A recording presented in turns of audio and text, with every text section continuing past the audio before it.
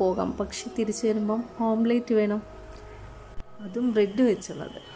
നമ്മൾ മുട്ടയും ബ്രെഡും സവാളയെല്ലാം എടുത്ത് എല്ലാം സെറ്റാക്കി വെച്ചു. പാനെടുത്ത് ബ്രെഡും ടോസ്റ്റ് ചെയ്തു. മുട്ട ഒഴിച്ച് അതിൻ്റെ പുറത്ത് ബ്രെഡും വെച്ച് കൊടുത്തു. അതിനെ തിരിച്ചിടാൻ നോക്കിയിട്ട് നോ രക്ഷ.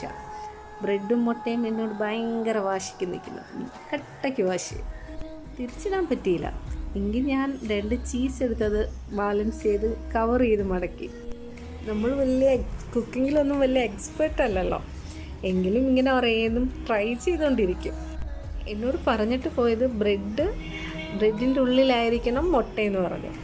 ഇതിപ്പം വന്നു കഴിയുമ്പോൾ അതിൽ എക്സ്ട്രാ ഒരു സാധനം കൂടെ ഉണ്ടല്ലോ, ചീസ് ഉണ്ടല്ലോ, അത് കാരണം അയാൾ ഹാപ്പിയാവും, കഴിച്ചോളും.